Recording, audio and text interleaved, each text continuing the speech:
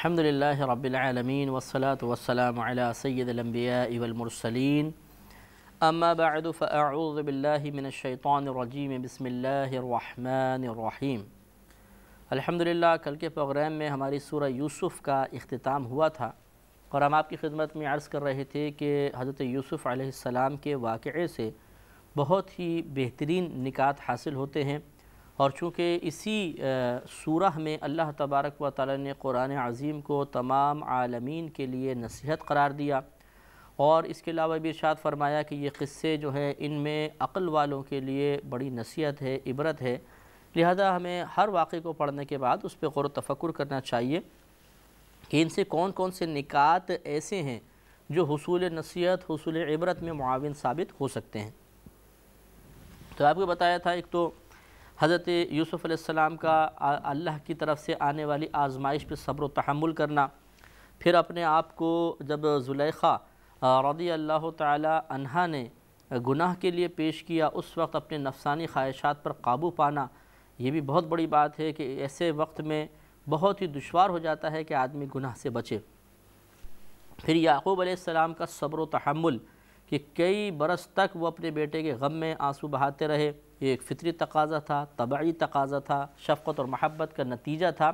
یہ آنسو شکوہ شکایت والے نہیں تھے۔ تو اس سے صبر جمیل کے بارے میں معلوم ہوا۔ پھر حضرت یوسف علیہ السلام کا تدابیر اختیار کرنا اور تدبیر اختیار کرتے ہوئے بادشاہ کی مسند پر بیٹھنا، پھر اپنے بھائیوں سے انتقامی کارروائی نہ کرنا اور ان کی دل آزاری سے بچنے کی کوشش کرنا، یہ تمام امور ایسے ہیں کہ ان پہ ہمیں بار بار توجہ کرنی چاہیے اور ان امور کو ایک آئینہ بناتے ہوئے اس کے سامنے اپنے آپ کو کھڑا کر لینا چاہیے اور اس آئینے کی روشنی میں دیکھنا چاہیے کہ ہم کس مقام پر ہیں، ہم کیا کر رہے ہیں، کیا ہم گناہوں سے بچتے ہیں؟ تھوڑے سے گناہ پر بھی ہم قادر ہو جائیں تو بچنا دشوار ہوتا ہے، بڑے بڑے گناہ تو دور کی بات ہے، اگر اس آزمائش میں مبتلا ہو جائیں تو شاید کبھی نہ بچ پائیں۔ اس طرح کیا ہم اپنے نفس کی ناپسندیدہ چیزوں پر صبر کرتے ہیں؟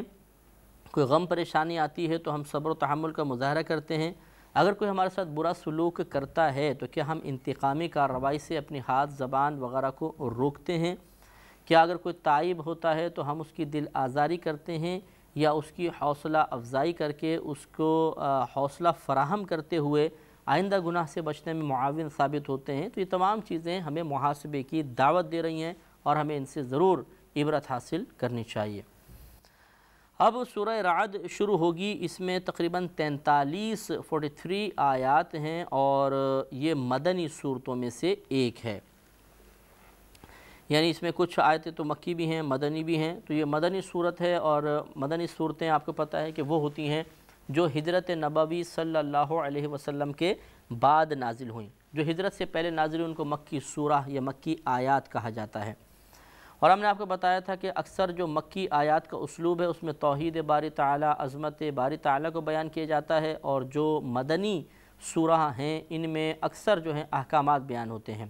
لیکن اس سورہ رعد کی ابتدا میں اللہ تبارک و تعالیٰ نے کفار و مشرکین کے جا بجا رد فرمائے ہیں اور اپنی توصیف، اپنی عظمت، اپنی وسعت کو اور اپنی قدرت کو بیان فرمایا ہے۔ اس کے بعد احکامات آگے آئیں گے۔ تو چنانچہ آج سورہ رعد کا انشاءاللہ ہمارا آغاز ہوگا۔ بسم اللہ الرحمن الرحیم، الف لام میم را، یہ حروف مقطعات میں سے ہیں جن کے معنی اللہ تبارک و تعالی اور ان کی عطا سے ہمارے نبی کریم صلی اللہ علیہ وسلم بہتر جانتے ہیں۔ تلک آیات الکتاب، یہ کتاب کی آیتیں ہیں، والذی انزل الیک من ربک الحق، اور وہ جو آپ کے رب کی طرف سے آپ پر نازل کیا گیا حق ہے، یعنی جو قرآن آپ کے رب کی طرف سے آپ پر نازل کیا گیا یہ حق ہے۔ ولیکن اکثر الناس لا یؤمنون، اور لیکن لوگوں میں سے کثیر ایسے ہیں جو ایمان نہیں لاتے۔ یہ کفار و مشرکین کی طرف اشارہ ہے کہ وہ یہ کہا کرتے تھے کہ یہ قرآن جو ہے تو نبی کریم صلی اللہ علیہ وسلم کا اپنا کلام ہے جو گھڑ کر لے آئے ہیں۔ تو اللہ تعالیٰ نے اس کا رد فرمایا کہ نہیں، یہ نازل کیا گیا ہے باقاعدہ آپ کے رب کی طرف سے آپ کی طرف، ہاں ان میں سے اکثر جو ہیں اس پر ایمان نہیں لے کر آتے ہیں۔ اب اللہ تعالیٰ نے اپنی عظمت اور قدرت کا بیان شروع فرمایا۔ اللہ الذی رفع السماوات بغیر عمد ترونہا، اللہ تعالیٰ وہ ہے جس نے بلند کیا آسمانوں کو بغیر ایسے ستونوں کے جنہیں تم دیکھ سکو۔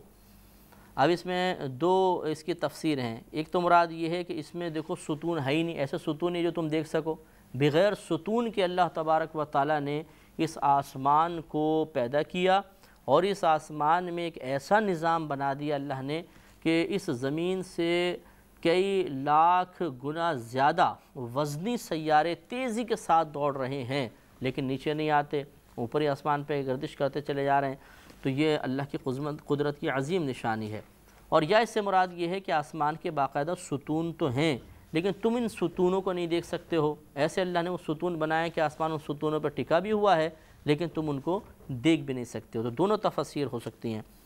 ثم استوى علی العرش، پھر اللہ تبارک و تعالیٰ نے اپنی شان کے لائق عرش پر استوا فرمایا، یعنی وہ براجمان ہوا اپنی شان کے لائق. کیونکہ کسی چیز پر بیٹھ جانا جسمانیت کا تقاضا کرتا ہے. کیونکہ کسی مقام پہ اگر کوئی بیٹھے گا تو جو بیٹھے گا وہ جسم ہوگا، اور جسم جو ہوتا ہے وہ لمبائی چوڑائی گہرائی میں تقسیم کو قبول کرتا ہے. یہی جسم کی تعریف ہے. تو اس طرح اللہ تعالیٰ کا قابل تقسیم ہونا لازم آئے گا جو درست نہیں ہے. اور ویسے بھی اللہ نے ارشاد فرمایا کہ لیس کمثلہ شیء، اللہ تعالیٰ کی مثل کوئی شے نہیں ہے. تو اگر اللہ تعالیٰ بھی کسی جگہ میں سما سکے اور ہم بھی جیسے میں کرسی میں بیٹھا ہوں یا آپ اپنے کسی جگہ پر سما جاتے ہیں تو پھر ہم میں اور اللہ تعالیٰ میں فرق نہ رہے گا. اللہ تعالیٰ کی ہر چیز ہم سے جدا ہے، کوئی اس کی مثل نہیں ہے. لہذا اللہ تعالیٰ کے لیے یہ تصور کہ اللہ تعالیٰ عرش پر بیٹھا ہے جیسے انسان ہے، اس طرح کا تصور غلط ہے. وَسَخَّرَ الشَّمْسَ وَالْقَمَرَ، اور اس نے سورج اور چاند کو مسخر کر دیا. مسخر یعنی مقید کر دیا. سورج ایک اپنے ایسی دائرے میں نکلتا رہے گا، چاند ایسی دائرے میں نکلتا رہے گا، دونوں کہیں راہ فرار اختیار نہیں کر سکتے ہیں. تو یہ بھی اللہ نے سمجھا دیا کہ ان بڑے بڑے سیاروں کو اللہ تبارک و تعالیٰ نے کیسا مقید کر رکھا ہے. تو جو رب اتنے بڑے سیاروں کو مقید کرنے پر قدرت رکھتا ہے، وہ سورج کہ اس کی ایک ادنا سی کرن جب زمین پر آتی ہے تو اے اہل عرب تم بلبلا اٹھتے ہو اور گرمی کا شور مچاتے ہو. تو اس پورے جہاں پر یہ منبع گرمی ہے اس کو وہ اللہ کے دست قدرت میں ہے. تو اتنے بڑے جب سیارے کو اللہ قابو کرنے والا ہے تو تم اس کے مقابلے میں کیا ہو؟ تمہیں تو بدرجہ اولا اللہ تعالیٰ قابو کر سکتا ہے. تو پھر اللہ تعالیٰ سے بغاوت کرنا، اس کے احکامات کے مقابلے میں سینہ سپر ہو جانا اور اللہ تعالیٰ کی تعلیمات کو معمولی سمجھ کے نظر انداز کرنا، یہ بہت ہی بڑی جرات اور نادانی ہے. کل یجری لاجل مسمى، ہر ایک ٹھہرائے ہوئی مدت تک چلتا ہے. یعنی سورج کی بھی ایک مدت ہے طلوع آفتاب سے لے کے غروب آفتاب تک، اور اسی طرح اس کے چھوٹے بڑے ہونے کی مدت، پھر اس میں ٹھنڈک اور گرمی کی کہ طلوع کے وقت ٹھنڈا، غروب کے وقت ٹھنڈا، درمیان میں گرم. اسی طرح چاند کا معاملہ ہے کہ شروع میں مہینے کے شروع میں بالکل باریک، درمیان میں موٹا، پھر آخر میں باریک. تو یہ تمام اس کے جو یہ جاری ہوتا ہے، چلتا ہے، یہ ایک مقررہ مدت تک ہے اور ایک مقررہ طریقے سے. یدبر الامر، اللہ تعالیٰ کام کی تدبیر فرماتا ہے. یفصل الآیاتی، اور تفصیل سے اپنی نشانیاں بیان فرماتا ہے. لعلکم بلقاء ربکم توقنون، تاکہ تم اپنے رب کی ملاقات کا یقین کر سکو. بڑی پیاری بات اللہ نے بیان فرمائی کہ اللہ تعالیٰ یہ بار بار جو تمہیں اپنی نشانیاں بیان فرما رہا ہے اس کا انکار کر سکتے ہو؟ یقین سے نہیں کرو گے. تو یہ کیوں اللہ تعالیٰ بیان فرماتا ہے؟ تاکہ تم ان پہ غور کرو، تفکر کرو اور تمہیں یقین ہو جائے کہ جو رب کریم ان چیزوں کو قابو میں کرنے پر قادر ہے وہ بڑی عظمت اور وسعت والا ہے. تو یقیناً وہ پھر جھوٹ اور غلط بیانی بھی نہیں کر رہا ہوگا، تو ضرور وہ ہمیں بعد میں اٹھائے گا. جب ضرور وہ اٹھائے گا اس کی بات حق ہے تو ہم ضرور اللہ سے ملاقات کریں گے. جب ملاقات کریں گے تو پھر جو اس نے ملاقات کے بعد کی باتیں اپنے حبیب کے ذریعے بیان فرمائی کہ نیکوں کو انعام ملے گا، بروں کو جہنم میں ڈالا جائے گا، تو یہ بھی حق ہوگا. اور یہ چیز پھر انسان کے دل میں خوف پیدا کرے گی. تو اچھا اور معیاری تفکر، مناسب تفکر جو ہے انسان کو ایک اچھے عمل کی دعوت دیتا ہے اور برا تفکر برے عمل کی دعوت دیتا ہے. وَهُوَ الَّذِي مَدَّ الْأَرْضَ، وہ وہی ذات ہے جس نے زمین کو پھیلا دیا. آپ دیکھیے کتنی نفیس، اتنی بڑی زمین کو اللہ نے پھیلایا اور حیرت انگیز طریقے سے جدھر نگاہ ڈالیں اللہ تعالیٰ کی قدرت کا ایک عظیم نمونہ نظر آتا ہے. وَجَعَلَ فِيهَا رَوَاسِيَ، اور اس نے اس میں لنگر ڈال دیے. لنگر سے مراد لنگر وہ جو پانی کے جہاز ہوتے ہیں اس میں لنگر ڈالے جاتے ہیں تو وہ زمین میں گڑ جاتا ہے اور پھر جہاز کو ہلنے سے روک لیتا ہے. اسی طریقے سے اللہ تعالیٰ نے زمین کو پیدا کر کے لنگر ڈال دی، یعنی اس میں بڑے بڑے مضبوط پہاڑ قائم کر دیے تو زمین کا توازن برقرار ہو گیا اور یہ ہلتی نہیں ہے، یہ اللہ تعالیٰ نے کرم نوازی فرمائی۔ وَأَنْهَارًا، اور اس نے اس میں نہریں بنائیں۔ وَمِن كُلِّ الثَّمَرَاتِ جَعَلَ فِيهَا زَوْجَيْنِ اثْنَيْنِ، اور اللہ تبارک و تعالیٰ نے پھلوں میں سے ہر ایک میں دو جوڑے بنا دیے، دو جوڑے بنائے۔ دو جوڑے کا مطلب کیا کہ چھوٹا بڑا، سرد تاثیر رکھنے والا، گرم تاثیر، خشک، تر تاثیر، اسی طرح نیا پرانا، کھٹا میٹھا، ترش، اور یہ اس طرح ہر ایک ضد کے اندر یعنی ان میں متضاد چیزیں رکھی ہیں، جوڑا بنایا۔ یغشی اللیل النہار، رات سے دن کو چھپا لیتا ہے، دن روشن ہوتا ہے پھر آہستہ رات آتی ہے، دن کو مکمل چھپا لیتا ہے، اس کی قدرت کی عظیم نشانی ہے۔ ان فی ذالک لآیات لقوم یتفکرون، بے شک اس میں ایسی قوم کے لیے نشانیاں ہیں جو غور و تفکر کرتی ہے۔ تو ہر چیز میں اب آپ غور فرمائیں تو اللہ تعالیٰ کی عظمت کا بہت احساس پیدا ہوتا ہے، اور بے اختیار پہ دل اس بات کی گواہی دیتا ہے کہ جو اتنی عظیم ذات ہے اس کی اطاعت کرنی چاہیے، اس کی نافرمانی کر کے اس کی گرفت سے کیسے بچ سکتے ہیں، جو اتنے بڑے بڑے چاند اور سورج کو قابو میں کیے ہوئے ہے۔ ہم تنکے بھر انسان، تنکے کی طرح ایک انسان، ان بڑے بڑے سیاروں کے مقابلے میں، پہاڑوں کے مقابلے میں تو ہم تنکے ہی ہیں، تو ایک تنکے کی طرح کا انسان کیسے اللہ کی گرفت سے بچ سکے گا؟ تو یہ غور و تفکر ہمیں اللہ کی گرفت کا صحیح اور کامل یقین دلوائے گا، اور یہ کامل یقین ہمارے عمل میں چینج لائے گا، تبدیلی لائے گا، ہم نیک اعمال کی طرف مائل ہوں گے اور گناہوں سے بچنے کی کوشش کریں گے۔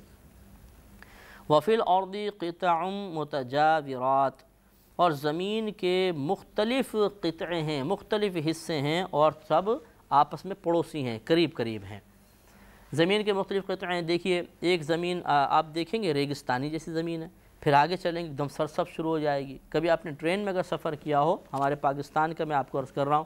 تو ٹرین میں آپ سفر کریں تو ایک زمین آئے گی ایک دم مٹی مٹی ہو جائے گی، آپ کھڑکیاں بند کریں گے جلدی جلدی، تھوڑے عرصے بعد وہ مٹی ختم، اور پھر ایک دم اس کے ساتھ بالکل ایسی زمین سرسبز و شاداب،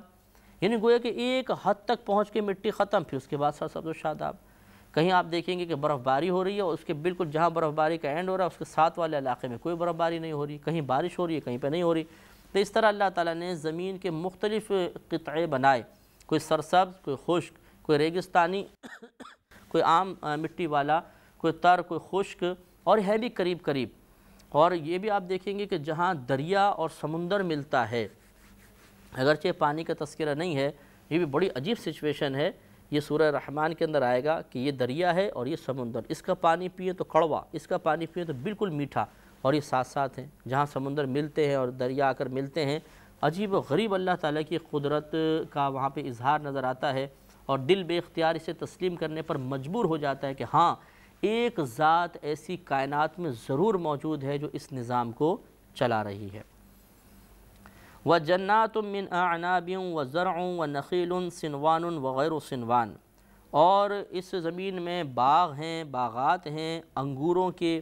اور کھیتی باڑی ہے، کھیتیاں ہیں، اور کھجور کے پیڑ ہیں،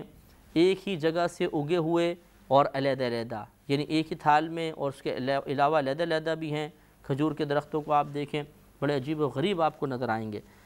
یسقا بماء واحد، سب کو ایک ہی پانی سے سیراب کیا جاتا ہے۔ جب آسمان سے بارش نازل ہوتی ہے ایک جیسا پانی تمام درختوں میں پہنچتا ہے، یا دریا کا پانی یا نہر کا پانی آتا ہے، یا ٹیوب ویل سے آپ پانی نکال کے بورنگ کر کے آپ پانی پہنچاتے ہیں، ایک طرح کا پانی ہوتا ہے، سب کو سیراب کیا جاتا ہے۔ وَنُفَضِّلُ بَعْدَهَا عَلَى بَعْدٍ فِي الْأُكُلِ، اور پھلوں میں سے ہم ایک کو دوسرے سے بہتر کر دیتے ہیں۔ بڑی نفیس بات اللہ نے بیان فرمائی کہ ان سب کو ایک طرح کے پانی سے سیراب کیا جاتا ہے۔ آم کا درخت، کیلا ہے، انگور ہے، ناشپاتی ہے، تربوز ہے، پانی ایک طرح اندر جا رہا ہے، لیکن دیکھیں جب یہ پانی اندر پہنچتا ہے اور دیگر زمین کی معدنیات سے مل کر اس پھل تک پہنچتا ہے تو ہر ایک کا ذائقہ مختلف ہو جاتا ہے، رنگت علیحدہ،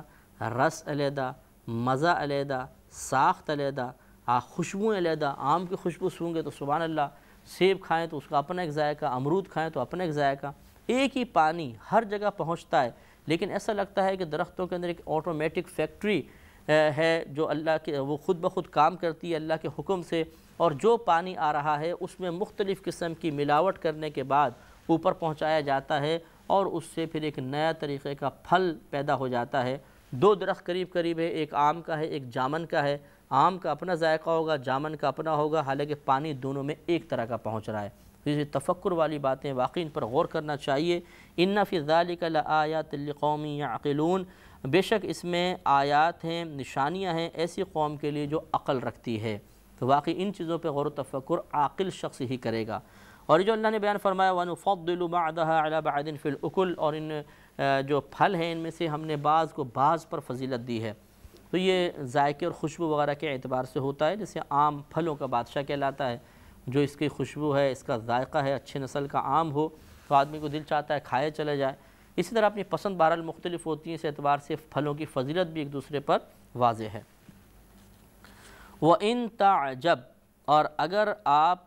تعجب کریں، یعنی ان بے عقل مشرکین کے بات پر تعجب کریں، فَعَجَبٌ قَوْلُهُمْ، تو ان کا قول زیادہ تعجب والا یہ ہے، أَإِذَا كُنَّا تُرَابًا أَإِنَّا لَفِي خَلْقٍ جَدِيدٍ،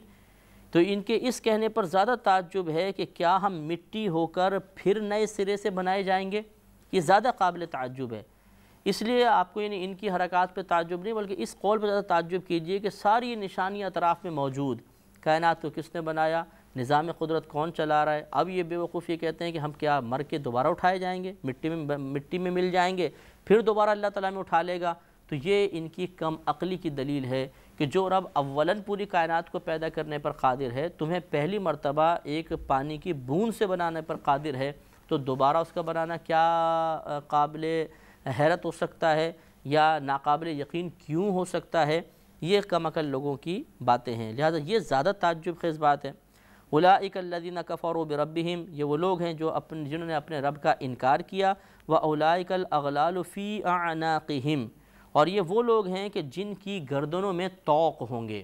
یعنی جب یہ اگر ایمان لے کر نہیں آئے میدان معاشر میں پہنچیں گے تو اللہ تبارک و تعالی کی طرف سے ان کے گلوں میں آگ کے اس طرح حلقے ڈال دیے جائیں گے جیسے کتے کے گلے میں پٹا ہوتا ہے اور پھر زنجیر سے اس کو کھینچا جاتا ہے، ایسے ان کے گلوں میں لوہے کے طوق ہوں گے اور زنجیروں سے فرشتے ان کو کھینچ رہے ہوں گے۔ وَأُولَئِكَ أَصْحَابُ النَّارِ، یہ دوزخی ہیں، دوزخ والے ہیں، ہم فیہا خالدون، یہ اس میں ہمیشہ رہنے والے ہیں۔ وَيَسْتَعْجِلُونَكَ بِالسَّيِّئَةِ قَبْلَ الْحَسَنَةِ، اور یہ آپ سے عذاب کو جلدی طلب کرتے ہیں رحمت سے پہلے، یعنی اللہ تبارک و تعالیٰ کی جو رحمتیں ہیں ان سے بھی پہلے کہتے ہیں بس عذاب لائیں، عذاب کہاں ہیں، جلدی سے آپ عذاب لے کر آئیں۔ وَقَدْ خَلَتْ مِن قَبْلِهُمُ الْمَثُلَاتِ، حالانکہ ان سے اگلوں کی سزائیں گزر چکی ہیں، جو ان سے پہلے لوگ تھے ان کی سزائیں گزر چکی ہیں، تو ان کو دیکھ کے عبرت کیوں نہیں حاصل کرتے؟ بنی اسرائیل پر کیا کیا ہوا، یہود ان روایات کو بیان کرتے رہے تھے، اور یہ کفار قریش یہودیوں کے ساتھ مخالطت رکھتے تھے اور ان کو یہ باتیں معلوم تھی۔ اس طرح عربوں کے اندر بھی بہت سارے واقعات مشہور تھے۔ تو اللہ تعالیٰ ارشاد فرما رہا ہے کہ یہ اس سے پہلے بھی تو سزائیں گزر چکیں، تو پھر ان سزاؤں پہ توجہ کر کے یہ عذاب سے پناہ مانگنے کے بجائے اس کو طلب میں جلدی کیوں کرتے ہیں؟ کیا پچھلی قوموں پر یہ نگاہ نہیں ڈالتے کہ انہوں نے بھی عذاب کو طلب کرنے میں جلدی کی تھی، انجام ان کا کیسا ہو گیا؟ وَإِنَّ رَبَّكَ لَذُو مَغْفِرَةٍ لِلنَّاسِ عَلَىٰ ظُلْمِهِمْ، اور بے شک تمہارا رب لوگوں کے ظلم پر بھی ایک طرح کی ان کی مغفرت کرتا ہے، انہیں معافی دیتا ہے۔ وَإِنَّ رَبَّكَ لَشَدِيدُ الْعِقَابِ، اور بے شک تمہارے رب کا عذاب سخت ہے۔ یہ بھی کتنی پیاری بات، وَإِنَّ رَبَّكَ لَذُو مَغْفِرَةٍ لِلنَّاسِ عَلَىٰ ظُلْمِهِمْ، اور بے شک آپ کا رب مغفرت والا ہے لوگوں کے لیے ان کے ظلم پر، یعنی اگر لوگ ظلم کرتے ہیں تو اللہ تعالیٰ پھر بھی ایک طرح کی ان کو مغفرت ان کی فرما دیتا ہے۔ کیا مطلب؟ درگزر فرماتا ہے، عذاب میں جلدی نہیں کرتا۔ آپ دیکھیے کتنے لوگ نافرمان، ہم میں سے ہم اپنے بارے میں غور کر لیں، صبح سے شام تک کتنے گناہ ہوتے ہیں، کتنی نافرمانیاں ہوتی ہیں، لیکن اللہ تعالیٰ درگزر فرما رہا ہے، نظر انداز کرتا ہے، مزید نعمت عطا فرما رہا ہے، یہ اس کی کرم نوازی ہے۔ لیکن آخر میں فرمایا تیرے رب کا عذاب بڑا سخت ہے، کہ ڈھیل دینے کی عادت سے ناجائز فائدہ اٹھائیں گے تو سختی عذاب کا مزہ بھی چکھنا پڑ سکتا ہے۔ وآخر دعوانا ان الحمدللہ رب العالمین۔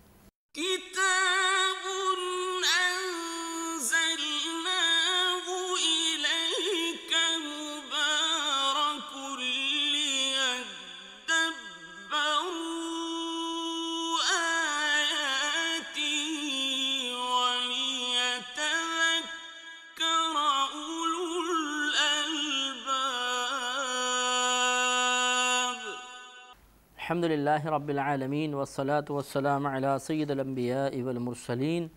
اما بعد فاعوذ باللہ من الشیطان الرجیم بسم اللہ الرحمن الرحیم۔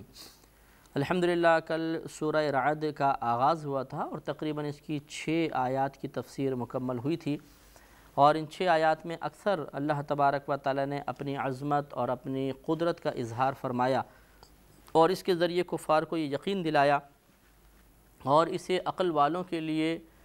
ہدایت کا ایک سبب اور ذریعہ قرار دیا کہ ان چیزوں پر غور کرنے کے بعد یقیناً اس بات کو تسلیم کرنا سب کے لیے آسان ہو جائے گا کہ اللہ تبارک و تعالی ایک عظیم ذات اس کائنات میں موجود ہے، کائنات کا نظام چلا رہی ہے، اور جو اتنا بڑا نظام چلا رہی ہے اس کے لیے قیامت میں ہمیں دوبارہ اٹھانا کوئی مشکل نہیں ہے۔ تو ہماری بات یہ چل رہی تھی کہ اللہ تعالیٰ نے یہ آخری جو 6 نمبر آیت تھی اس میں ارشاد فرمایا تھا کہ وَإِنَّ رَبَّكَ لَذُو مَغْفِرَةٍ لِلنَّاسِ عَلَى ظُلْمِهِمْ، اور بے شک آپ کا رب ضرور لوگوں کے ظلم پر مغفرت فرمانے والا ہے، اور بے شک آپ کا رب کا عذاب ضرور شدید ہے، سخت ہے۔ یعنی اس میں 2 باتیں سمجھا دیں کہ اللہ تبارک و تعالیٰ اپنے بندوں کے ظلم پر، یعنی ان کی نافرمانی، ان کے ایمان نہ لانے اور دیگر جو اللہ تعالیٰ کی بارگاہ میں جرأت اور بغاوت کی جاتی ہے، اس کے مقابلے میں بڑا کریم ہے، شفیق ہے، مغفرت فرماتا ہے، درگزر کرتا رہتا ہے۔ لیکن اگر کوئی اپنی سرکشی کو نہیں چھوڑتا اور اللہ تعالیٰ کی ڈھیل دینے والی عادت کریمہ سے ناجائز فائدہ اٹھانے کی کوشش کرتا ہے تو پھر اللہ تعالیٰ کا عذاب بہت ہی سخت ہوتا ہے۔ وَيَقُولُ الَّذِينَ كَفَرُوا لَوْلَا أُنزِلَ عَلَيْهِ آيَةٌ مِّن رَّبِّهِ، اور کہتے ہیں وہ لوگ جو کافر ہوئے کہ کیوں ان کے رب کی طرف سے، یعنی ان نبی کی رب کی طرف سے کوئی آیت ان پر نازل نہیں کی گئی، کوئی نشانی کیوں نہیں ان کو دی گئی۔ یہ ایک انتہائی مضحکہ کا خیز اور انتہائی غلط قسم کا مطالبہ تھا کہ انہوں نے کہا کہ ان نبی کریم صلی اللہ علیہ وسلم پر ان کے رب کی طرف سے کوئی نشانی کیوں نہیں اتری۔ نبی کریم خود اپنے رب کی بہت بڑی نشانی تھے کہ 40 برس تک ان کے درمیان رہنے کے باوجود کسی استاد سے اکتساب فیض نہیں کیا، اور اس کے بعد ایسا فصیح و بلیغ کلام پیش فرما رہے ہیں کہ کوئی اس کی نظیر لانے سے پر قدرت نہیں رکھتا، عاجز آ گئے سب لوگ۔ تو یہ ایک بہت بڑی نشانی تھی۔ پھر قرآن کا نزول مسلسل ہو رہا تھا، اس میں غیبی خبریں دی جا رہی تھیں اور وہ بالکل 100% ویسی ہی ظہور پذیر ہو جاتی تھیں جیسے اطلاع دیں۔ تو یہ تمام چیزیں ایسی تھیں کہ یہ نشانیاں موجود، لیکن پھر اس پر یہ کہنا کہ اللہ نے کیوں ان پر کوئی نشانی نہیں اتاری، یہ ایک بہت ہی غلط قسم کا قول تھا۔ انما انت منذر ولکل قوم ہاد، محض آپ تو ڈر سنانے والے ہیں اور ہر قوم کے ہدایت فرمانے والے ہیں۔ تو اس میں اللہ نے پہ تسلی بیان فرمایا کہ ان کا یہ احمقانہ قسم کا مطالبہ کہ اتنی نشانیاں آپ کے معجزات، آپ کی خود ذات کو، قرآن پاک کو دیکھنے کے باوجود یہ کہنا کہ کوئی نشانی کیوں نہیں نازل کی گئی، یہ مطلب ان کے احمقانہ خیالات ہیں اور ان کی بے وقوفی کے آخری درجے پہ پہنچنے کی علامت ہے۔ لہٰذا آپ ان کے بارے میں کوئی تفکر نہ کریں، کوئی ٹینشن لینے کی ضرورت نہیں ہے، تشویش میں مبتلا نہ ہوں، آپ مطلب اپنا دل رنجیدہ نہ کریں۔ آپ کا کام ہے ڈر سنانا اور قوم کو ہدایت فراہم کرنا۔ ہدایت کی نسبت جب نبیوں کی طرف کی جاتی ہے تو میں نے آپ کو بتایا تھا کہ اس سے مراد ہوتا ہے اراءۃ الطریق۔ اراءۃ الطریق کا مطلب راستہ دکھانا۔ تو نبی کریم صلی اللہ علیہ وسلم نے ان لوگوں کو راستہ دکھایا۔ اب قبول کرنا نہ کرنا ان کا کام ہے، اور جب ہم ہدایت کی نسبت کریں گے اللہ تبارک و تعالی کی طرف تو اس کا مطلب ہوگا کسی کو منزل مقصود تک پہنچا دینا۔ تو اللہ تعالیٰ جب منزل مقصود پر پہنچا دے اس کے بعد گمراہی نہیں ہوتی، اور انبیاء علیہ السلام اگر ہدایت دیتے ہیں اس کے بعد گمراہی متوقع ہے، کیونکہ انبیاء علیہ السلام کی ہدایت کا مطلب راستہ دکھانا۔ انبیاء علیہ السلام راستہ دکھا دیتے ہیں، دیکھو یہ نیکی کا راستہ ہے، بھلائی کا راستہ ہے، یہ برائی اور بدی کا راستہ ہے، یہ ہدایت ہے، یہ گمراہی ہے، اب تمہاری مرضی ہے۔ تو لوگ پھر اس کے بعد گمراہی کا راستہ اختیار کر لیتے ہیں، بسا اوقات بدی کا، برائی کا راستہ اختیار کر لیتے ہیں۔ تو انبیاء علیہ السلام کی ہدایت دینے کے باوجود گمراہی متوقع ہو سکتی ہے۔ تو اللہ تعالیٰ نے آپ کے تسلی ارشاد فرمائی کہ آپ کا کام ہے فقط ڈر سنانا اور ان کو ہدایت دینا۔ اب یہ تسلیم کرتے نہیں کرتے، آپ کے ڈرانے کو قبول کرتے نہیں کرتے، اس سے آپ بالکل بری ذمہ ہیں، آپ کو فکر کرنے کی حاجت نہیں ہے۔ اللہ یعلم ما تحمل کل انثی، اللہ تعالیٰ جانتا ہے جو کوئی بھی کسی مادہ کے پیٹ میں ہے، جس کو مادہ اٹھائے ہوئے ہے مطلب جو چاہے جانور کی مادہ ہو چاہے کوئی عورت ہو، جو اس کے حمل پیٹ میں اللہ تعالیٰ جانتا ہے کہ وہ نر ہے مادہ ہے، لڑکا ہے لڑکی ہے، سب اللہ تعالیٰ جانتا ہے۔ وما تغید الارحام وما تزداد، اور اسے بھی جانتا ہے جو پیٹ میں گھٹتا بڑھتا ہے۔ گھٹتا سے مراد جو بچہ تام الخلق نہ ہو، جیسے ناقص رہ جاتے ہیں، کسی کا ہاتھ نہیں کسی کا پیر نہیں، اور بڑھنے سے مراد جو آہستہ آہستہ بچے میں نشو و نما ہوتی ہے۔ گویا کہ اللہ تعالیٰ اپنی عظمت کا اظہار فرما رہا ہے کہ جو جتنی بھی پوشیدہ چیزیں ہیں وہ اللہ پر مخفی نہیں، حتیٰ کہ ماں کے پیٹ میں جو بچہ ہے اسے بھی اللہ تعالیٰ جانتا ہے، حتیٰ کہ اس کے گھٹنے بڑھنے کو بھی ملاحظہ فرما رہا ہے۔ وَكُلُّ شَيْءٍ عِندَهُ بِمِقْدَار، اور ہر چیز اس کے پاس یعنی اللہ تعالیٰ کے پاس ایک اندازے کے ساتھ ہے، ہر چیز اندازے کے ساتھ ہے۔ مثلاً کون کتنی روزی کھائے گا، ہر ایک کی روزی اللہ تعالیٰ کو معلوم ہے، کس کی کہاں شادی ہوگی، کون کتنا زندہ رہے گا، کون کس علاقے میں کتنے عرصے تک مقیم رہے گا، اس کے بعد یہاں سے مائیگریٹ کر جائے گا۔ یہ تمام چیزیں جو ہیں ایک اندازے ایک مخصوص مقدار کے ساتھ ہیں۔ ان تمام معاملات کو اللہ تعالیٰ نے مخصوص کر دیا ہے، مختص فرما دیا ہے، مقرر کر دیا ہے، اس کو کوئی تبدیل کرنے والا نہیں ہوتا۔ اور اسی میں ضمناً پہلے میں بڑا لمبا کلام کر چکا ہوں کہ اب یہ کہنا کہ جی فلاں نے روزی بند کر دی، فلاں نے شادی نہیں ہونے دی، یہ سب غلط ہے۔ سب چیزیں اللہ تعالیٰ کے پاس ایک اندازے کے ساتھ ہیں۔ اگر کسی کی شادی نہیں ہو رہی تو یہ اللہ تعالیٰ کی طرف سے ہوتا ہے کہ دیر ہوتی ہے، کسی کی شادی جلدی ہو گئی یہ بھی اللہ کی طرف سے ہے، وہ اصل میں جلدی نہیں ہوتی، اپنے وقت مقررہ پر ہو رہی ہے، ہمیں جلدی محسوس ہوتی ہے۔ اسی طرح اگر کسی کے روزی میں دیر ہو رہی ہے تو کون ہے جو اللہ کی تقسیم کو بدل کر اللہ دینا چاہے اور وہ کوئی روزی روک لے، یہ غلط خیال ہوتا ہے۔ اللہ تعالیٰ جس کو دینا چاہے ضرور دے گا، دیر ہوتی ہے تو اللہ کی طرف سے ہی ہوتی ہے۔ اگر کسی کو روزی مل رہی ہے کہ کاروبار شروع کیا فوراً مل گئی، ہم کہتے ہیں بڑی جلدی نفع کما لیا، تو یہ جلدی نہیں بلکہ یہ اللہ تعالیٰ کی طرف سے مقرر کردہ تھا پہلے ہی۔ عالم الغیب والشہادۃ الکبیر المتعال، اور وہ ہر چھپے اور جو واضح طور پہ چیز ہے اس کو جاننے والا ہے، سب سے بڑا بلندی والا ہے۔ تو عالم الغیب، غیب آپ کو پہلے ہی بتایا تھا، غیب ان پوشیدہ چیزوں کو کہتے ہیں کہ جنہیں حواس خمسہ اور عقل سے نہ جانا جا سکے بلکہ کسی کی خبر دینے سے ہی معلوم ہو، یعنی نبی کے خبر دینے سے ہی معلوم ہو۔ حواس خمسہ، حواس حس کی جمع ہے، حس اس صلاحیت کو کہتے ہیں جس کے ذریعے انسان دوسری چیزوں کا احساس کرتا ہے، انہیں محسوس کر سکتا ہے۔ خمسہ پانچ کو کہتے ہیں، حواس خمسہ کے مطلب پانچ ایسی چیزیں جن کے ذریعے ہم دوسری چیزوں کا ادراک کرتے ہیں، علم حاصل کرتے ہیں۔ ایک آنکھ ہے، دوسرا کان یعنی دیکھنے کی صلاحیت، سننے کی، سونگھنے کی، چکھنے کی اور چھونے کی، ان پانچ چیزوں سے ہم دوسری چیزوں کا ادراک کر سکتے ہیں۔ اس طرح عقل سے آدمی جان لیتا ہے، جسے ڈاکٹرز کا اسٹیتھوسکوپ کے ذریعے دل کی دھڑکنوں کو معلوم کر لینا یا الٹرا ساؤنڈ کے ذریعے ماں کے پیٹ میں موجود سیکس معلوم کر لینا کہ بچے کا کیا ہے، یہ پوشیدہ امور ہے، لیکن عقل سے ہم جان رہے ہیں، اس کو غیب نہیں کہتے۔ غیب وہی ہوتا ہے کہ جو حواس خمسہ اور کسی آلے وغیرہ سے اس کو معلوم نہ کر سکے، ایسی پوشیدہ شے صرف اللہ کے خبر دینے سے، اس کے رسول کو معلوم اور رسول کی خبر دینے سے ہمیں پتہ چلے۔ جیسے جنت ہے، نہ آپ نے اس کو دیکھا ہے آنکھوں سے، نہ اس کی کوئی آواز سنی ہے، نہ اس کی آپ نے خوشبو سونگھی، نہ اس کو چکھ کے اس کا ذائقہ محسوس کیا، نہ آپ نے اس کو چھوا، نہ آپ کے پاس کوئی ایسا آلہ تھا جس سے آپ نے جنت کی موجودگی کا اندازہ کیا، بلکہ صرف اللہ کی عطا سے نبی کو اور نبی کی خبر دینے سے ہمیں معلوم ہوا، تو یہ جنت جو ہے غیب کہلائے گی۔ سواء منکم من اسر القول ومن جہر بہ، پھر اللہ تعالیٰ اپنی عظمت اور قدرت کا اظہار فرما رہا ہے کہ برابر ہے تم میں سے وہ شخص کہ جو آہستہ بات کرے، اپنے قول کو آہستہ کرے، ومن جہر بہ، اور جو اس کو بلند کرے۔ یعنی ایسا نہیں ہے کہ جو بلند کرتا ہے وہی اللہ تعالیٰ سن لے گا، جو آہستہ کرے گا اس کو نہیں سنے گا۔ اس سے معلوم ہوا کہ ذکر جہر کریں، بلند آواز سے ذکر کریں، یا قلبی ذکر کریں، دونوں صورتیں جائز ہیں، اور اللہ تعالیٰ سب کو سن رہا ہے، سب کو اللہ تبارک و تعالیٰ جانتا ہے۔ ومن ہوا مستخفٍ باللیل وسارب بالنہار،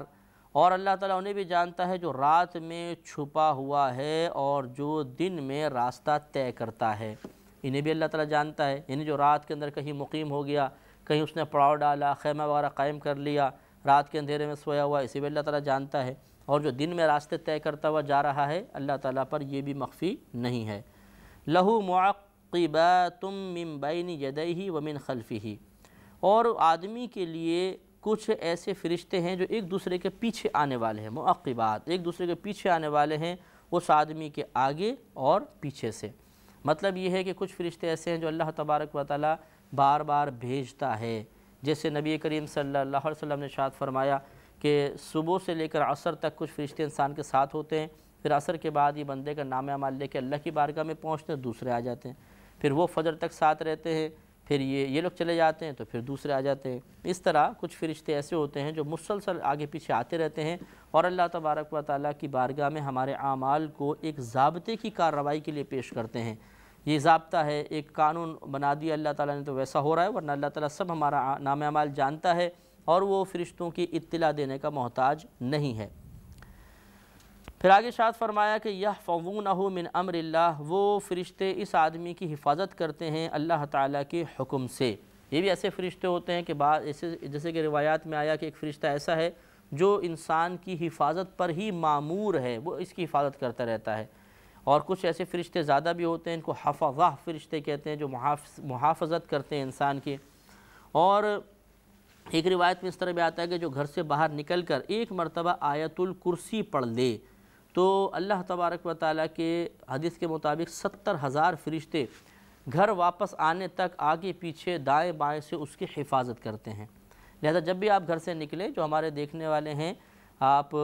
ضرور آیت الکرسی پڑھ لیا کریں، تو انشاءاللہ عز و جل اللہ کی رحمت سے امید ہے کہ آپ کی حفاظت 70,000 فرشتے کر رہے ہوں گے، آپ اغوا ہونے سے، لٹنے سے، ایکسیڈنٹ وغیرہ سے محفوظ رہیں گے اور اللہ تعالیٰ خصوصاً آپ کی حفاظت فرمائے گا۔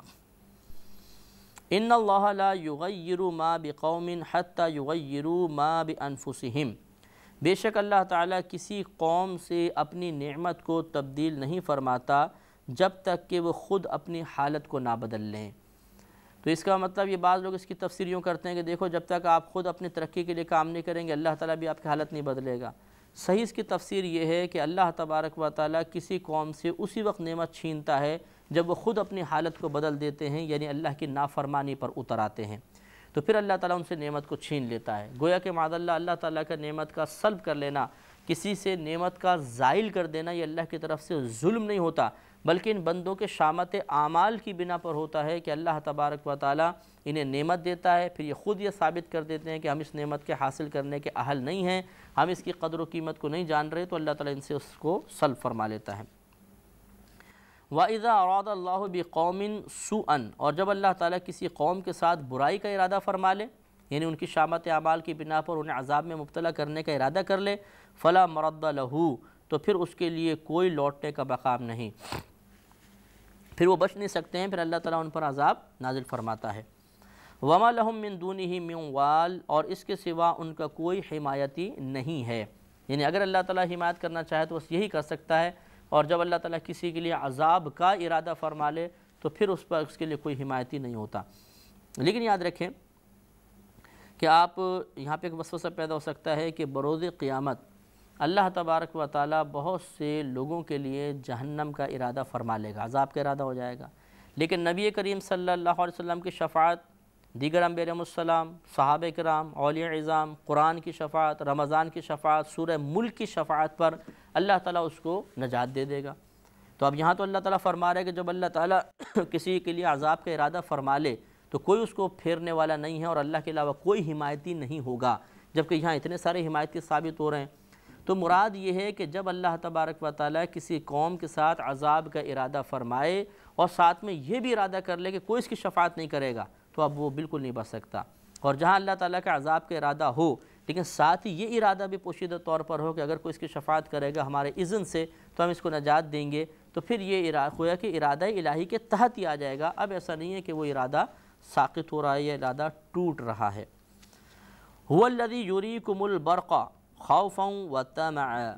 وہی ہے جو تمہیں بجلی دکھاتا ہے ڈر کے لیے اور امید کے لیے۔ بجلی کڑکتی ہے آسمان پہ تو کسی کو ڈر پیدا کرتی ہے، جیسے بچے ڈر جاتے ہیں، ہم لوگ ڈر جاتے ہیں، اور کسی کو امید پیدا ہوتی ہے کہ خشک سالی ہے، بہت زیادہ قحط پڑ رہا ہے، کڑک نظر آئی تو ایک دم امید پیدا ہو جاتی ہے، اچھا اس کے بعد تو بارش ہوگی، تو خوشی پیدا ہو جاتی ہے۔ تو اللہ نے کڑک کو پیدا کیا، اس میں لوگوں کی حالت کیفیات جذبات کے اعتبار سے الگ تاثیر رکھ دی ہے، کوئی اس سے خوف والا اثر قبول کرتا ہے اور کوئی اس سے خوشی والا اثر قبول کرتا ہے، کوئی مطلب ڈرتا ہے، کسی کے دل میں امید پیدا ہو جاتی ہے۔ وَيُنْشِئُ السَّحَابَ الثِّقَالَ، اور وہ اٹھاتا ہے بھاری بادل۔ یہ جو سمندر ہے اس پہ دھوپ پڑتی ہے، یہ بھاپ بن کے اڑتا ہے تو یہ اوپر بادل بن جاتا ہے، اور یہ بادل جہاں اللہ حکم فرماتا ہے چلتے ہوئے جاتے ہیں وہاں برسنا شروع ہو جاتے ہیں۔ یہ جو کبھی آپ نے پلین میں سفر کیا ہو تو آپ دیکھیں گے اگر بالفرض آپ کو ہاتھ باہر نکالنے کا موقع مل جائے، جیسے کہ ملتا تو نہیں ہے لیکن پرائیویٹ کوئی جہاز ہو، آپ نے ہاتھ نکالا یا تو بالکل ایسا لگتا ہے جیسے نمی ہے، پانی ہے۔ بادل بالکل خود کوئی ٹھوس وجود تو نہیں رکھتے ہیں، بالکل نرم و نازک، روئی سے بھی زیادہ نرم ہوتے ہیں۔ لیکن جب اللہ تعالیٰ بارش کا ارادہ فرمائے تو یہی نازک بادل ٹنوں وزنی پانی کو اٹھا کر چل رہے ہوتے ہیں۔ کتنے حیرت کی بات ہے، آپ ذرا غور فرمائیں کہ اتنے نازک سے بادل اور ٹنوں وزنی پانی، جب یہ سیلاب آتے ہیں تو یہ پانی کو کس نے برسایا؟ انہی بادلوں نے تو برسایا۔ ایسے نرم اور پھول کی طرح بادل اور ٹنوں وزنی پانی اٹھا کر چل رہے ہیں، اور اللہ کے حکم کے بغیر برستے نہیں ہیں۔ اتنا لوڈ ہے ان کے اوپر، وہ ٹپکتا بھی نہیں ہے کسی مقام پر، بالکل منجمد جا رہا ہے، جہاں پر برسنا ہے وہیں پہ برستا ہے۔ تو یہ چیزیں ہمیں بتا رہی ہیں کہ ایک ذات ہے جس نے تمام نظام بنایا ہے، اس کے اس نظام، اس حکم سے پہلے کچھ کام نہیں ہو سکتا، اس کے حکم کے بغیر کچھ نہیں ہو سکتا۔ ایسا نہیں ہے کہ وہ بادل جس مقام پہ برسنے کا حکم دیا جائے پانی ٹپکاتا ہوا جا رہا ہو، ہم گلاس بھر کے لاتے ہیں تو پانی ٹپکتا ہوا جاتا ہے، کیونکہ وہ اللہ کے حکم سے نہیں، ہمارے اپنے ارادے سے ہے۔ بادل اللہ کے حکم سے چلتا ہے، کہیں ایک مجال ہے کہ قد قطرہ بھی ٹپکا دے، ہاں جہاں کہ ٹپکے گا بھی تھوڑا بہت برسا پھر آگے بڑھ گیا، وہ اللہ کے حکم سے ہوگا، اپنی مرضی سے نہیں ہو سکتا، یا اس میں کوئی ایسا نقص یا کوتاہی کمی نہیں ہے کہ کہیں سے لیکیج ہو اور پانی وہ ٹپک جائے۔ وَيُسَبِّحُ الرَّعْدُ بِحَمْدِهِ، اور یہ جو گرج ہے، بادلوں کی گرج، یہ اللہ تبارک و تعالیٰ کی حمد کے ساتھ اس کی تسبیح کرتی ہے۔ یہ بڑی پیاری بات ہے۔ بعضوں نے کہا کہ رعد ایک فرشتے کا نام ہے جو بادلوں پر ہوتا ہے اور وہ تسبیح پڑھتا ہے تو اس کی آواز سنائی دیتی ہے، اور بعضوں نے کہا کہ یہ اپنے اصل پر ہے، یعنی جو گرج ہوتی ہے یہ بظاہر ہمیں گرج کی آواز محسوس ہوتی ہے لیکن یہ اللہ کی تسبیح کر رہی ہوتی ہے۔ وَالْمَلَائِكَةُ مِنْ خِيفَتِهِ، اور فرشتے بھی اس کی تسبیح کرتے ہیں اللہ تعالیٰ کے خوف کی وجہ سے، اس کے ڈر کی وجہ سے۔ تو فرشتے کیوں ڈرتے ہیں؟ ڈر تو اس وقت ہو کہ جب کسی چیز کی طرف سے نقصان پہنچنے کا اندیشہ ہو، اور نقصان اس وقت پہنچتا ہے جب آدمی اس نقصان کا اہل ہو۔ مثال کے طور پہ ہم انسان ہیں، ہمیں گاڑی ٹکر مار سکتی ہے، ہمیں بھوک کا خوف ہو سکتا ہے، ہمیں قتل ہونے کا خوف ہو سکتا ہے، ہمیں مر جانے کا خوف ہو سکتا ہے، ہمیں تھکن کا خوف ہو سکتا ہے، ہمیں ٹینشن کا خوف ہو سکتا ہے۔ فرشتے تو سب اس سے پاک و صاف ہیں، نہ یہ سوتے ہیں، نہ کھاتے ہیں، نہ پیتے ہیں، نہ ایکسیڈنٹ ہوتا ہے، نہ ان کے کوئی اور آفات آتی ہے۔ اچھا، ہمیں خوف یہ بھی ہو سکتا ہے کہ ہم گناہ کر رہے ہیں، آخرت میں گرفت ہو جائے گی۔ فرشتوں کو اللہ نے معصوم بنایا، ان کو کس چیز کا خوف؟ تو اب یہ فرشتے کیوں ڈرتے ہیں؟ جب گرفت کا خوف نہیں، یہ جہنم میں نہیں جائیں گے، یہ مکلف ہی نہیں نیک اعمال کے، تو پھر کیوں اللہ تبارک و تعالیٰ سے ڈرتے ہیں؟ یہ اس لیے ڈرتے ہیں کہ انہیں معرفت خداوندی سب سے زیادہ ہوتی ہے۔ سب سے زیادہ سے مراد ہمارے مقابلے میں انبیاء علیہ السلام کی معرفت تو بہت ہے۔ تو انشاءاللہ پروگرام کا ہمارا وقت چونکہ ختم ہو رہا ہے، میں اس پر کل انشاءاللہ کلام کروں گا کہ جو فرشتے ہیں یہ اللہ تبارک و تعالیٰ سے کیوں ڈرتے ہیں۔ اس کا جواب انشاءاللہ ہم حاصل کریں گے کل کے پروگرام میں۔ وآخر دعوانا ان الحمدللہ رب العالمین۔ کتاب انزلناه الیک مبارک لیدبروا آیاته ولیتذکر اولو الالباب۔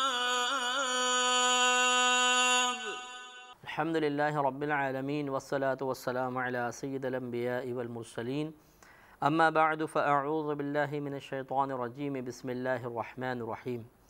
الحمدللہ سورہ رعد کی تقریباً 13 آیات کی تفسیر ہو چکی تھی۔ 13ویں آیت چل رہی تھی، اس میں اللہ تبارک و تعالیٰ نے ارشاد فرمایا وَيُسَبِّحُ الرَّعْدُ بِحَمْدِهِ، اور گرج اللہ تبارک و تعالیٰ کی تسبیح بیان کرتی ہے اس کی حمد کے ساتھ۔ تو یہ جو ہمیں گرج کی آواز آتی ہے جب بادل وغیرہ آتے ہیں تو اس میں گویا کہ یہ بھی اللہ تبارک و تعالیٰ کی حمد بیان کرتی ہے، اگرچہ ہمیں اس کا کچھ اور مطلب مفہوم سمجھ میں آتا ہے، ایک آواز، صرف ہم اس کو آواز کے طور پہ لیتے ہیں۔ اور بعضوں نے کہا کہ رعد ایک فرشتے کا نام ہے جو باقاعدہ اللہ تبارک و تعالیٰ کی تسبیح کرتا ہے۔ والملائکۃ من خیفتہ، اور فرشتے اس کے ڈر سے تسبیح کرتے ہیں۔ تو ہماری اس پر بات چل رہی تھی کہ فرشتے جو ہیں یہ معصوم عن الخطا ہیں، ان سے کوئی خطا سرزد نہیں ہو سکتی، اور یہ وہی کام کرتے ہیں جس کا اللہ تبارک و تعالیٰ نے ان کو حکم دیا۔ تو اب جب یہ فرشتے اللہ تبارک و تعالیٰ کی عطا سے اس بات کا علم رکھتے ہیں کہ ہم سے خطا ہو ہی نہیں سکتی، ہم وہی کام کریں گے 100% جس کا اللہ تبارک و تعالیٰ نے ہمیں حکم دیا، تو کس وجہ سے یہ اللہ تبارک و تعالیٰ سے ڈرتے ہیں؟ مسئلہ یہ ہوتا ہے ان کا خوف اس وجہ سے ہے کہ انہیں معرفت الہی بہت زیادہ ہے، یہ اللہ کی عادت کریمہ اور اللہ تبارک و تعالیٰ کی بے نیازی کو بہت زیادہ اچھی طریقے سے جانتے ہیں، یہی بے نیازی ان کے قلب میں خوف پیدا کرتی ہے۔ روایت میں آتا ہے کہ نبی کریم صلی اللہ علیہ وسلم نے حضرت جبرائیل اور میکائیل جو تھے ان سے پوچھا کہ آپ ہنستے کیوں نہیں ہیں؟ تو انہوں نے جواب دیا کہ جب سے اللہ تعالیٰ نے شیطان کو راندہ درگاہ کیا ہم اس کے بعد سے نہیں مسکرائے، یعنی یہ خوف ان کے دل میں تھا اللہ کی بے نیازی کا کہ شیطان جو تھا جس نے تقریباً 80,000 برس اللہ کی عبادت کی اور زمین پر اس نے کوئی ایسی جگہ نہیں چھوڑی تھی جس پر اللہ تبارک و تعالیٰ کے لیے سجدہ نہ کیا ہو، اس کے باوجود اس کی پوری زندگی میں ایک لغزش ہوئی اور یہ ہلاک و برباد ہو گیا۔ لہٰذا اس بے نیازی کو ملاحظہ فرما کر باوجود یہ کہ فرشتوں کو یقینی طور پہ علم حاصل ہے کہ ان کی گرفت کسی بات میں نہیں ہوگی، پھر بھی یہ خوف محسوس کرتے ہیں۔ اس کو بالکل یوں سمجھ لیجئے کہ جیسے ایک ہم دربار میں داخل ہوں، ایک بادشاہ کا دربار ہے، ایک بادشاہ بیٹھا ہوا ہے، ساتھ میں اس کا وزیر بھی ہے۔ ہم جا کر جب بادشاہ کے دربار کی شان و شوقت دیکھیں گے اور پھر وزیر کو بادشاہ کے ساتھ بیٹھے ہوئے دیکھیں گے تو غالباً رش کریں گے کہ یہ کتنا خوش قسمت ہے کہ بادشاہ کے ساتھ بیٹھا ہوا ہے، اتنا اس کو عزت اور مرتبہ حاصل ہے۔ لیکن بالفاظ وہ وزیر اس بات کو جانتا ہے کہ بادشاہ کی عادت یہ ہے کہ کوئی بھی کام اس کے خلاف مزاج ہو جائے، ذرا سی بات، تو وہ فوراً تلوار نکال کر اور سر قلم کر دیا کرتا ہے۔ تو اب جو شخص داخل ہوگا جس کو یہ بادشاہ کی عادت نہیں معلوم، وہ تو اس وزیر پر رش کرے گا، اور خود یہ وزیر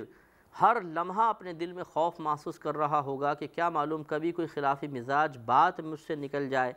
کوئی خلاف مزاج بادشاہ کوئی فعل ہو جائے تو بادشاہ ایک تلوار مار کے مجھے اڑا دے گا۔ تو اسے چونکہ بادشاہ کی معرفت حاصل ہے وہ خوف زدہ رہے گا۔ یہی معاملہ ہے کہ فرشتے اگرچہ یہ بات جانتے ہیں کہ ہمیں معصوم عن الخطا پیدا کیا گیا ہے، یعنی ہم ہر قسم کے صغیرہ کبیرہ ظاہری باطنی گناہ سے محفوظ ہیں، ان سے اس قسم کا کوئی گناہ صادر نہیں ہو سکتا، اور یہ اللہ کے حکم کے بغیر کچھ بھی نہیں کرتے ہیں، اس کے باوجود اس بے نیازی کو دیکھ کر ان کے قلب میں خوف پیدا ہوتا ہے۔ قلب جتنا صاف ہو، جتنا پاکیزہ ہو، جتنا گناہوں کی آلودگی سے شفاف ہو، وہ اتنا ہی زیادہ معرفت الہی کا مرکز ہوتا ہے اور اتنا ہی زیادہ پھر یہ خوف وغیرہ قلب میں داخل ہوتا ہے۔ ہم جو بڑے بڑے گناہ کرنے کے باوجود اللہ سے نہیں ڈرتے، وجہ یہ ہے کہ ہمارے آئینہ دل پر زنگ چڑھ گیا ہے۔ نبی کریم صلی اللہ علیہ وسلم کا فرمان ہے کہ جب انسان ایک گناہ کرتا ہے تو اس کے دل پر ایک سیاہ نقطہ لگا دیا جاتا ہے، اگر یہ توبہ کر لے تو وہ نقطہ مٹا دیا جاتا ہے، اور اگر توبہ نہ کرے تو ایک اور نقطہ لگا دیا جاتا ہے۔ پھر اگر بندہ گناہ کرتا رہے تو مسلسل یہ نقطے لگائے جاتے رہتے ہیں، حتیٰ کہ ایک وقت آتا ہے کہ اس کا دل سیاہ پڑ جاتا ہے۔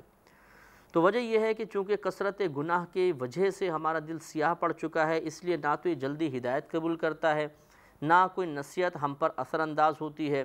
ہم اللہ تعالیٰ کی عذابات پر مشتمل آیات اور احادیث کریمہ جو نبی کریم صلی اللہ علیہ وسلم نے بیان فرمائیں، جو عذابات پر مشتمل ہیں، ان کو سنتے ہیں، لیکن ہمارے قلب اثرات قبول نہیں کرتے۔ ہم خلوت میں ہوں، جلوت میں ہوں، مخلوق کی وجہ سے تو گناہ چھوڑ دیتے ہیں، لیکن خالق کے صحیح خوف کی وجہ سے گناہ چھوڑنا، اس کا تصور تقریباً ختم ہو گیا۔ وجہ یہی ہے کہ ہمارے قلب جو ہے گناہوں کی آلودگی سے اتنا آلودہ ہو چکا ہے کہ اب وہ اچھے اثر قبول کرنے کی صلاحیت نہیں رکھتا۔ جیسے آئینہ بعض وقت شیشے آپ دیکھیں پانی وغیرہ پڑ جائے تو ان کا جو سامنے کی جو پالش وغیرہ ہوتی ہے سب ختم ہو جاتی ہے، سیاہ دھبے پڑ جاتے ہیں، اب ہم شکل دیکھیں تو اس میں نظر نہیں آئے گی۔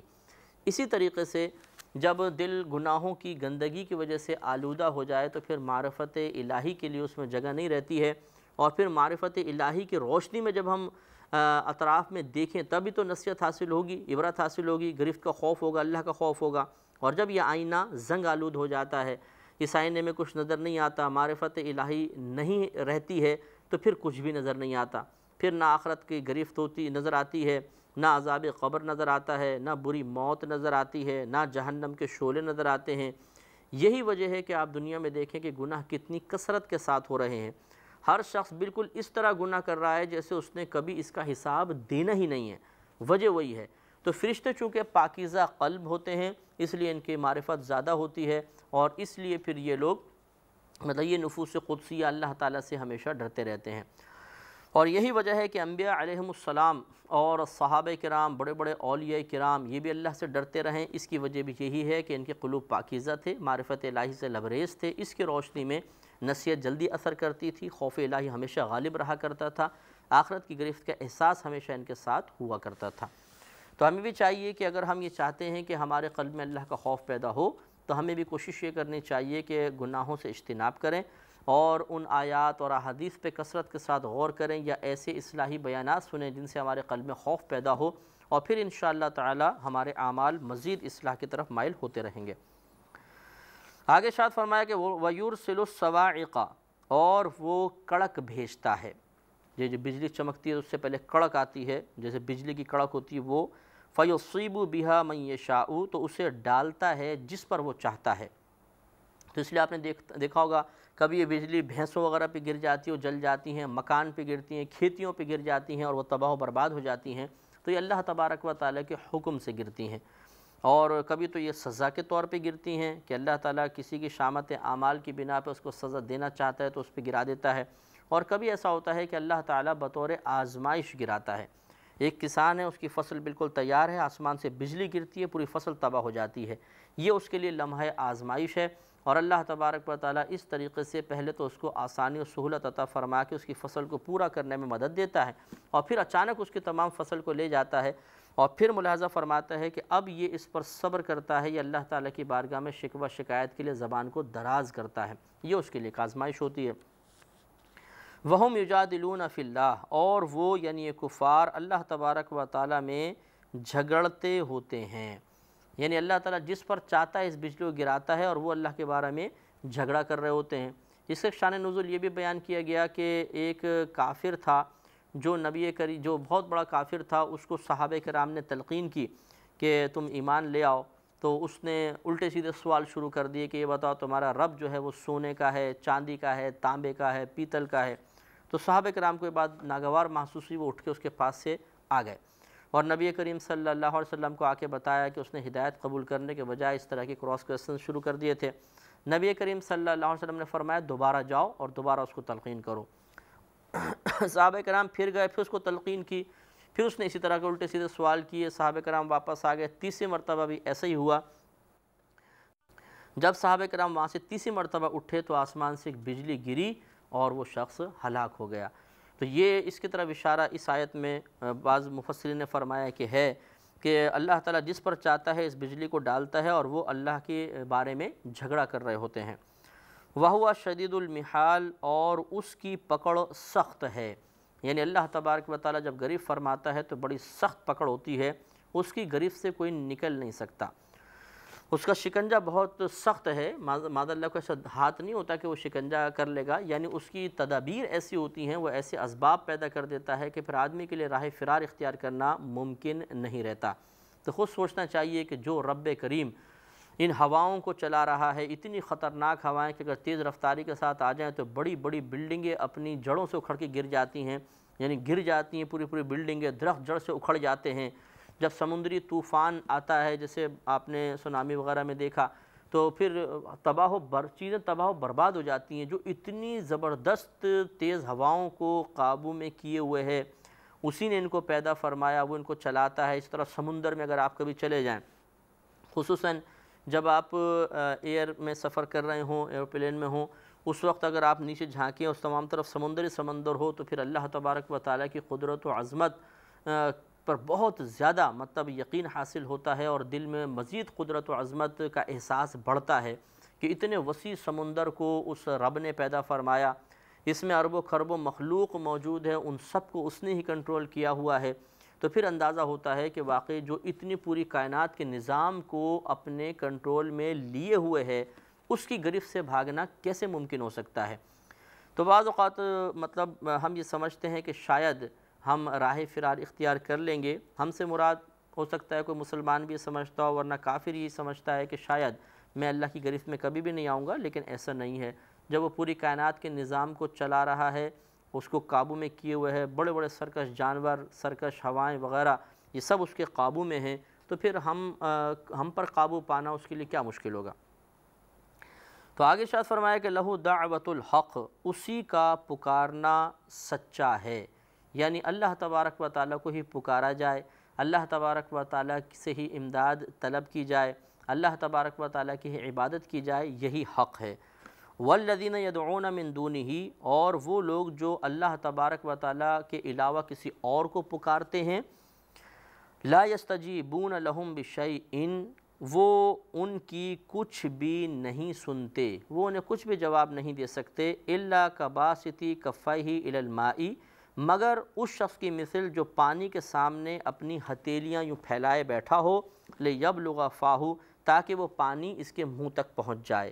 وما ہوا ببالغہ، اور وہ پانی ہرگز اس کے پاس نہیں پہنچے گا، وما دعاء الکافرین الا فی ضلال، اور کافروں کی ہر پکار جو ہے وہ تو گمراہی میں ہے، بھٹکتی پھرتی ہے۔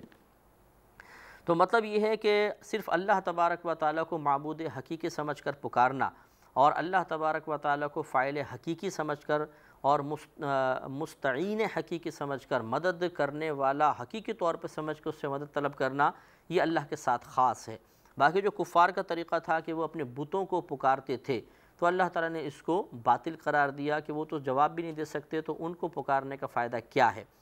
اور اس کی مثال بڑے نفیس انداز میں اللہ تبارک و تعالیٰ نے ارشاد فرمائی کہ جیسے کنویں کے سامنے کوئی شخص بیٹھ جائے اور ہاتھ پھیلائے کہ شاید اب یہ پانی خود بخود ابل کر باہر نکلے گا اور پھر میرے منہ تک پہنچ جائے گا یا چلوں تک پہنچے گا، پھر میں اس کو پی لوں گا، تو یہ اس کا جاہلانہ خیال ہے۔ پانی خود بخود اوپر نہیں آئے گا، پانی اس کے منہ تک نہیں پہنچے گا۔ ہاں بطریق کرامت ہو تو ایک الگ بات ہے، یہ ممکن بھی ہے، یا بطریق معجزہ جیسے نبی کریم صلی اللہ علیہ وسلم نے اپنا لعاب دہن اقدس کنویں میں ڈالا تو پانی جوش مار کے آنے لگا، یہ ایک الگ مسئلہ ہے۔ لیکن یہ ایک عام شخص کی مثال دی جا رہی ہے کہ کوئی شخص کنویں کے سامنے بیٹھ کر اور اب یہ تمنا کرے کہ چلو ہاتھ پھیلاتا ہوں، شاید یہ پانی ابل کر میرے منہ تک پہنچ جائے گا۔ تو جس طرح یہ ناممکن ہے، اسی طریقے سے بتوں کو پکارنا اور ان کی طرف سے پکار کے جواب کی تمنا کرنا یہ بھی بیکار ہے، وہ کبھی بھی جواب نہیں دے سکتے، یہ بھی ناممکن ہے۔ تو یہ یاد رکھیں کہ والذین یدعون من دونہ، جہاں پہ بھی من دونہ کا لفظ آئے گا یا من دون اللہ آئے گا، یہاں پہ بت مراد ہوتے ہیں۔ یہ مراد نہیں ہے کہ اللہ تبارک و تعالیٰ کے علاوہ کسی نبی کو پکارنا یا کسی صحابہ کرام یا اولیاء کرام کے لیے ندا کرنا بھی منع ہے۔ اگر یہ منع ہوتا تو نماز میں التحیات میں نبی کو ندا کرنا بھی معاذ اللہ گناہ ہو جاتا، اور وہ بھی اسی کے ضمن میں آ جاتا۔ ہم التحیات میں بحکم الہی کہتے ہیں السلام علیکہ ایھا النبی، اے نبی آپ پر سلام ہوں۔ اسی طرح نبی کریم صلی اللہ علیہ وسلم کی یہ عادت مبارکہ تھی کہ جب آپ قبرستان جاتے تھے تو مردوں کو یوں کہتے تھے السلام علیکم یا اہل القبور، اے قبر والو تم پر سلام۔ تو اب دیکھ لیجئے کہ نبی کریم بھی اہل قبور کو پکار رہے ہیں، اور اللہ تبارک و تعالی نے ہمیں بھی پکارنے کا حکم دیا نماز میں کہ نبی کو ندا کریں۔ تو یہاں ہر ندا شامل نہیں کہ جو اللہ کے علاوہ کو پکارتے ہیں وہ مطلب اس طرح ہوں گے، بلکہ آگے کا جملہ خود بتا رہا ہے کہ لا یستجیبون لہم بشیء، وہ ان کے لیے کسی چیز کا جواب نہیں دے سکتے۔ تو یعنی یہ بت مراد ہیں، کیونکہ جس پس منظر اگر آپ دیکھیں کہ کب یہ آیات نازل ہوئیں، یہ اس زمانے میں نازل ہوئی ہیں۔ یہ مکی صورت ہے، جیسے ہم نے آپ کو پہلے بھی بتایا، ہجرت نبوی یہ مدنی صورت ہے، لیکن اس میں مضامین جو ہیں بالکل مکی صورتوں کی مثل ہیں، کہ مکی صورتوں میں اکثر کفار و مشرکین کے عقائد کی اصلاح کے لیے یا ان کے عقائد کو باطل قرار دینے کے لیے مضامین کثرت کے ساتھ بیان کیے گئے ہیں۔ تو اس زمانے میں کفار کا طریقہ یہی تھا کہ وہ بتوں کو پکارتے تھے۔